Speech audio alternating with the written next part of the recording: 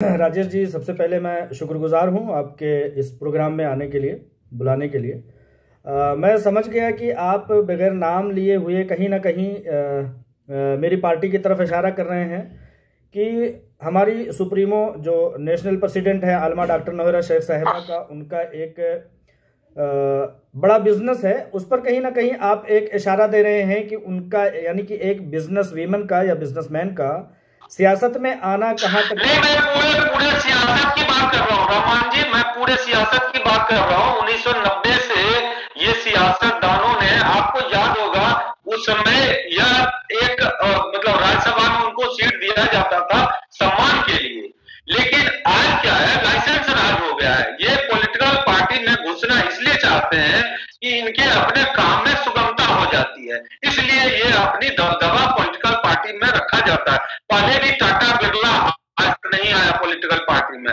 आज के व्यवसायी जीरो से हीरो तक बन जाते हैं और पॉलिटिकल अपनी छवि को सुधारने के लिए बहुत सारे हथकंडे भी अपनाते हैं। मैं इस पर भी आपको अपना विचार रखने के लिए कहूंगा। दरअसल मैं ये कहना चाहता हूँ राजेश जी कि देखिए, अगर हमें मुल्क की खिदमत करना है और देशवासियों की खिदमत करना है तो हमें बिजनेस और सियासत दोनों में ही हिस्सा लेना होगा। ये कोई एक दूसरे की मुखालिफ चीज़ें नहीं हैं।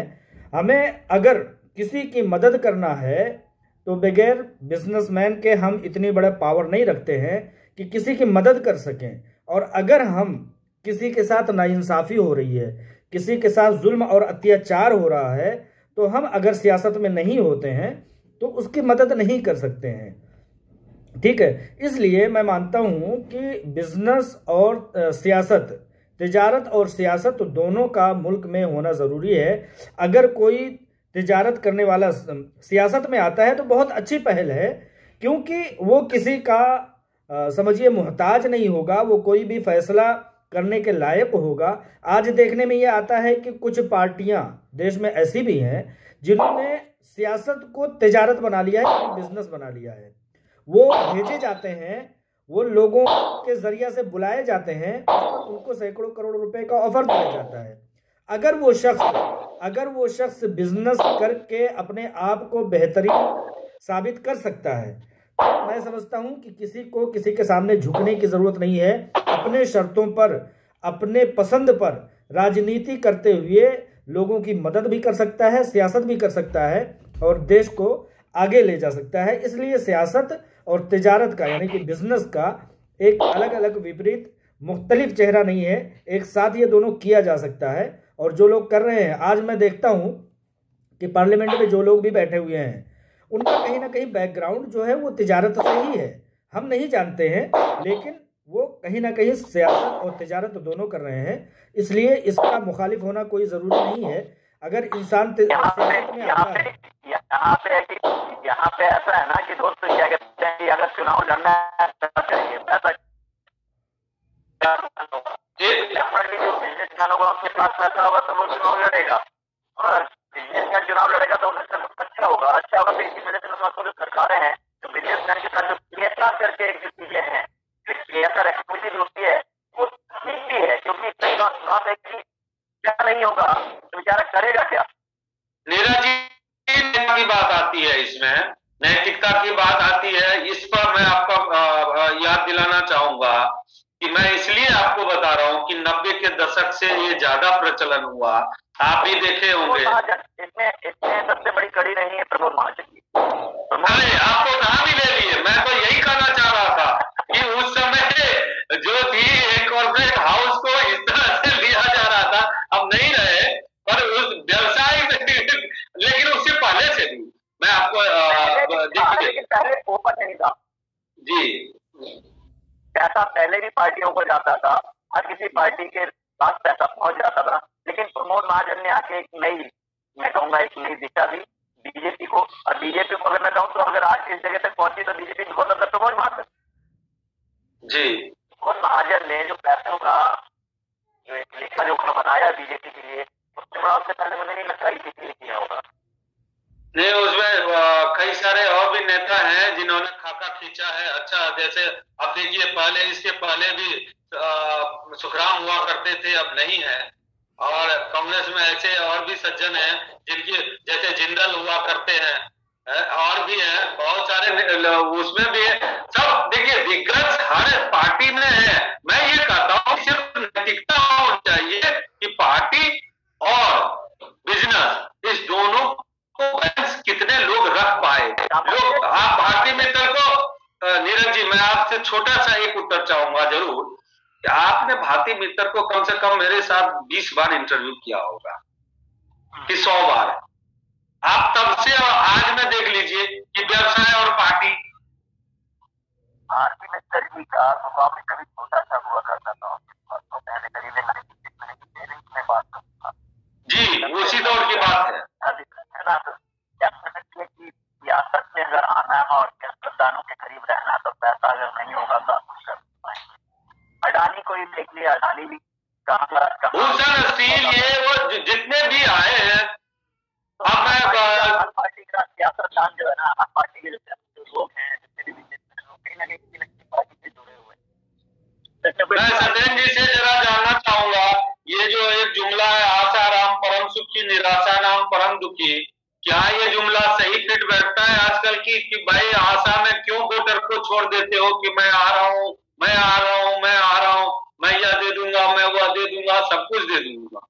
और बेचारे जब जो बेचारे जिनको लेबर एक तबका ऐसा है जिसका कहना है कि मैं अगर मजदूरी ना करूं तो खाऊंगा नहीं, तो सबसे सुखी वही है क्योंकि उसको कोई लेना देना नहीं है, कोई पार्टी आए कोई पार्टी जाए।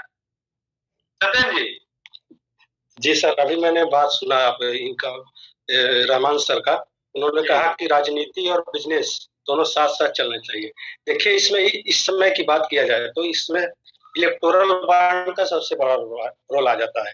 इसके द्वारा जैसे सत्ता पक्ष को अगर कुछ बिजनेसमैन अगर पैसे दे रहे हैं तो उसका तो सत्ता पक्ष जो है वो ऑडिटिंग करवा के पता चल जा रहा है कि हाँ हमारे पास इतना पैसा आ रहा है। अगर वही पैसा अगर विपक्ष के पास जा रहा है तो उसके ऊपर ईडी का केस चल जा रहा है। तो ये मतलब दो तरफा टाइप से खेला जा रहा है। अगर मुझे पैसा मिल रहा है ऐसा नहीं है, मैं ऐसा नहीं कहूंगा। सरकारें जब भी किसी की आई है ना, हर किसी ने यही खेल खेला है। आज हमें सब कुछ मालूम चलता है क्योंकि व्हाट्सएप है। लेकिन सर इसमें चुनाव का क्या रोल होना चाहिए? चुनाव होना चाहिए। मुझे नहीं लगता चुनाव आयोग को बड़ा रोल होना। चुनाव आयोग को चुनाव करवाना चाहिए। आम जनता को चुनाव आयोग से एक उम्मीद होनी चाहिए कि चुनाव होना चाहिए, शांतिपूर्ण निष्पक्ष होना चाहिए। सर सीएजी को आपने साइलेंट कर दिया। जो आपकी निष्पक्ष जांच वाली एजेंसियां हैं उसको आप साइलेंट में रखेंगे तो कैसे कुछ भी हो पाएगा? अभी सर हाल ही में देखिए कानपुर में ईडी और सीबीआई है ना, तो ये हमेशा ना किसके साइड में रखी होती है पार्टी, जो भी पार्टी सरकार में होती है हमेशा साइड में रखी है। भाई इनका केस साइड में रखो, वक्त जैसे ही आएगा ईडी पहुंचेगी, सीबीआई पहुंचेगी। ये तो समय का खेल है। आज कांग्रेस भी अगर आती है सत्ता में, मैं कहता हूँ कल के दिन बीजेपी की क्रांति भी खड़ी होगी, सीबीआई खड़ी होगी, इसको कोई बुराई नहीं है। सब लोग यही कर रहे हैं। वही है कितना चीफ मिनिस्टर ऑफ गुजरात कितना चक्कर लगाए कोर्ट का। जबकि उस समय के रूलिंग पार्टी में कांग्रेस की महिला नेता थी जिन्होंने प्रखर रूप से इस बात को उठाया कि सबसे ज्यादा टैक्स गुजरात से आया है और इसके लिए उनका बहुत सारा क्वेश्चन भी उठा, लोगों ने उसका विरोध भी किया। तो देखिए अच्छाई को अच्छाई भी लोग नहीं बोल सकते। लेकिन सर देखिए इसमें क्या बात है, इलेक्टोरल बॉन्ड। जी रहमान बोलिए। जी रहमान जी बोलिए। मेरी बात अधूरी रह गई। रहमान जी बोल रहे थे। भाई नीरज भाई बीच में बोले तो दरअसल उनकी आवाज नहीं आ रही थी। खैर मैं उनको पूरा मौका दिया कि वो बोले। दरअसल मैं कहना ये चाह रहा था कि हर सियासतदान को, हर तिजारत करने वाले को, बिजनेस करने वाले को सियासत में आना चाहिए। क्योंकि वो खुल करके मदद कर सकता है। अगर कोई तिजारत करने वाला, बिजनेस करने वाला अगर सियासत में नहीं आता है, सिर्फ तिजारत करता है, सिर्फ बिजनेस करता है, तो जो लोग सियासत करते हैं ना, वो तमाम तरह की ताकतों को उनके हाथ में होने की वजह से वो क्या करते हैं, तिजारत करने वालों को दबाते हैं, उनको ब्लैकमेल करते हैं। तो जरूरत इस बात की है कि जो लोग तिजारत करते हैं उनको सियासत में भी आना चाहिए। उनके पास एक खास फंड होता है जिसके जरिए से वो लोगों की मदद कर सकते हैं, तो उन्हें आना चाहिए, लोगों को मदद करना चाहिए और वो किसी भी फैसला के लेने के लिए हकदार होते हैं, वो बड़े से बड़े फैसले ले सकते हैं। अगर कोई तिजारत करने वाला सियासत में नहीं आता है तो उसका सबसे बड़ा नुकसान क्या होता है मैं आपको बताऊं कि वो जो किसी ना किसी जरिए से लोगों को राहत देने के लिए पैसे डालता है। मिसाल के तौर पर आज के वक्त में जो चंते आते हैं पार्टियों में, अगर वो तिजारत करने वाले पॉलिटिक्स में आ जाते हैं तो वो डायरेक्ट जब मदद करते तो लोगों की एक बड़े पैमाने पर मदद हो सकती है, एक चीज। दूसरी चीज, अगर कोई तिजारत करने वाला सियासत में नहीं आता है तो पॉलिटिकल लोग उसको ब्लैकमेल करना शुरू कर देते हैं। मैं आपको उदाहरण दे दूंगा कि मैं जिस पार्टी से आता हूं, ऑल इंडिया महिला एम्पावरमेंट पार्टी, उसकी सुप्रीमो आलमा डॉक्टर नोहरा शेख साहिबा को वो तिजारत करने वाली हैं, वो सियासत में नहीं थी, लोगों की करोड़ रुपए से मदद करती हैं, लेकिन चूंकि वो सियासत में ना होने के नाते से सियासतदान लोग उनको इतना ब्लैकमेल करते हैं कि हर इलेक्शन में उनसे करोड़ रुपए मांगे जाते हैं और उनको ना देने की शक्ल में भाई कोई ना कोई एक दिन आकर के आपकी ब्लैकमेलिंग पर खरा उतरने में नहीं उतर सकता है। तो जब उन्होंने ये चीज बंद कर दिया कि सियासतदानों को पैसे देना बंद कर दिया तो उन लोगों ने इनके खिलाफ साजिश करके इनको गिरफ्तार कर दिया, 2-2.5 साल तक गिरफ्तार रखा। अब उनको ये समझ में आता है कि अगर मैं इतने बड़े पैमाने पर, जो कि 100 मुल्कों में लगभग उनकी तिजारत फैले हुए हैं, उनके प्रोडक्ट 100 मुल्कों में जाते हैं, उनका सोचना यह है कि अगर मैं सियासत में नहीं हूं और इतने बड़े पैमाने पर मैं पैसे खर्च करती हूं और एक रसूख रखती हूं, अगर मुझे इस कदर सताया जा सकता है सियासत में ना आने की वजह से, तो छोटे छोटे पैमाने पर रेडी पटरी लगाने वालों को, दुकानें करने वालों को, छोटे छोटे पैमाने पर जो बिजनेस करते हैं उनको कितना सताया जाता होगा, बहुत सताया जाता है। आप अपनी बात पूरा करिए। आपको मैं इतना बता दूं कि एक छोटी सी, मेरे घर के करीब एक छोटा सा बेचारा अपने घर को चलाने के लिए जब कोरोना की वबा आती है तो वो कोशिश करता है कि मैं किसी तरह से अपने घर चलाऊं कुछ छोटे मोटे काम करके। तो वो जब लोगों को देखता है कि पत्रकार लोग हैं, चलो ठीक है इनसे अपनी बात रखता हूं, तो वो बताता है कि भाई हर हफ्ते यहाँ लोकल थाने के लोग आकर के मुझसे 500 रुपए लेकर के जाते हैं। अब आप ये बताइए, इस पर हम लोग चर्चा करेंगे।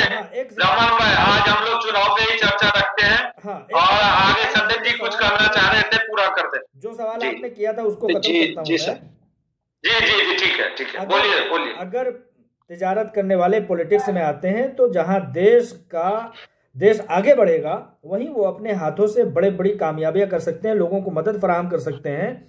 और ये हिंदुस्तानी पॉलिटिक्स की जो एक को डर्टी पॉलिटिक्स बता दिया गया है, उसके साफ होने का एक आगाज होगा, ऐसा मेरा कहना है सर। जी बहुत अच्छा। सत्येंद्र जी आप अपनी बात पूरी करिए। जी सर, मैं बस यही कहना चाहता हूं कि अगर कोई भी बिजनेसमैन किसी भी पार्टी को सपोर्ट करेगा, अगर वो पार्टी सत्ता में आ गई तो कहीं ना कहीं बिजनेसमैन का अपना इंटरेस्ट रहेगा अपने बात को इन्फ्लुएंस करवाने के लिए पॉलिटिकल पार्टी से। और इसमें ट्रांसपेरेंसी नाम की कोई चीज दिख नहीं रही, खासतौर से इलेक्टोरल बॉन्ड के थ्रू जो पैसा दिया जा रहा है पार्टियों को, तो कहीं ना कहीं इसमें चुनाव आयोग को इसमें संज्ञान लेना चाहिए। बिल्कुल लेना चाहिए। केशवनाथ जी सर, सत्येंद्र जी जो सवाल कर रहे हैं कि हरियाणा जो फरीदाबाद है ना, फरीदाबाद कभी बहुत बड़ा एक इंडस्ट्रियल हब हुआ करता था जी। पॉलिटिक्स ने आपको फरीदाबाद को बर्बाद कर दिया। फरीदाबाद में इंडस्ट्रीज नहीं है, क्योंकि डेटा निकलते थे अच्छा ये कितनी ऐसे 5 लाख रुपए लेके आए। देखिए फैक्ट्रियां बंद हो गई, फरीदाबाद आज क्या कुछ भी नहीं है, आगे बढ़। इसीलिए तो हमेशा एक अलग पॉलिटिक्स, हम जो भी इंडस्ट्रियल विंडो खोला गया कि सिंगल विंडो में आइए, सिंगल विंडो में आइए, इसी लेकर खोला गया था। पर चर्चा आज करेंगे हम राजनीति का। सदन जी ने जो सवाल उठाया, क्या उस पर केशवनाथ जी क्या करना चाहेंगे? बिल्कुल ही आज पश्चिमी पूर्वी उत्तर प्रदेश में चुनाव का क्या जो हाल है, उसमें आप सरकार को कहां दिख रही है, योगी जी का सरकार? या मैं ये जानना चाहता हूं केशवनाथ जी, क्या साइकिल जाम लगा पाएगी? सर देखिए, दोनों पार्टियां तो अपने अपने स्तर पे प्रयास कर ही रही है। अभी देखिए, कल एक आया है कि योगी जी ने बोला है कि जो अब हर परिवार के जितने सदस्य हैं उनको 5-5 किलो अनाज, 5 किलो दाल और प्लस 1 लीटर तेल भी मिलेगा। तो इसके उत्तर में डिम्पल यादव जी ने कहा है कि हम ये तो सिर्फ 31 मार्च तक देंगे ये, लेकिन हम पूरे 5 साल इतना देंगे और प्लस घी भी देंगे। तो सवाल यही है कि सरकार के पास इतना बजट आएगा कहाँ से? बजट कर दिए, सरकार के पास कितना कितना बजट आएगा? कहाँ से आएगा इतना बजट जो 5 साल इतने लोगों को जो इतना होल्डर हैं, कार्ड होल्डर हैं, उनको इतना कुछ दिया जाए? कहाँ से लाएगी सरकार? ये नुस्खे सबसे पहले दिल्ली सरकार शुरू किया था, केजरीवाल सरकार ने। आंदोलन से निकली हुई सरकार है। इस पर क्या कहना चाहेंगे नीरज जी? यही आंदोलन से निकली हुई सरकार है। जहाँ पे केजरीवाल जी कहते थे हम कोई पैसा नहीं लेंगे सरकार में आने से, हम कोई सुविधाएं नहीं लेंगे सरकार में आने से, हम कुछ नहीं लेंगे। सबसे पहले इन्होंने अपने एमएलए के पैसे बढ़ाए। केजरीवाल सरकार फ्री में जितना कुछ देती है, जितना कुछ बांट रही है। जी रहमान जी, आता हूँ आपके पास। क्या क्या हाल होगा? रहमान जी, आप ये बताइए, ये फ्री का जो होर्ड लगा हुआ है, इसमें क्या फ्री फ्री फ्री ये तो तेल, घी, आटा सब कुछ मिलने लगा। अब क्या चाहिए आप वोटर को? दरअसल मैं बताना चाहूँगा कि सरकारों को भीख नहीं देना चाहिए। ये 2 किलो चावल, 1 किलो आटा और मतलब मिर्चा मसाला, ये हम अपनी ज़रूरत के लिए ख़रीद लेंगे। बहुत छोटी छोटी चीज़ें हैं, 150 रुपये में आती हैं। सरकार को दिया गया आटा दाल चावल बांटने के लिए नहीं। मैं अपने बच्चों के लिए मेहनत मजदूरी करके उनको आटा दाल रोटी चावल और पिसान जो भी चीज़ होता है वो चीज़ें अरेंज कर लूँगा। सरकारों का काम होता है कि व्यस्तता ठीक रखें, मेडिकल इंतजाम दुरुस्त करें। रहमान भाई जो चीजें मैं चाहता हूँ, दो चीजें, एजुकेशन एंड मेडिकल। हाँ, वही पर मैं आ रहा हूँ।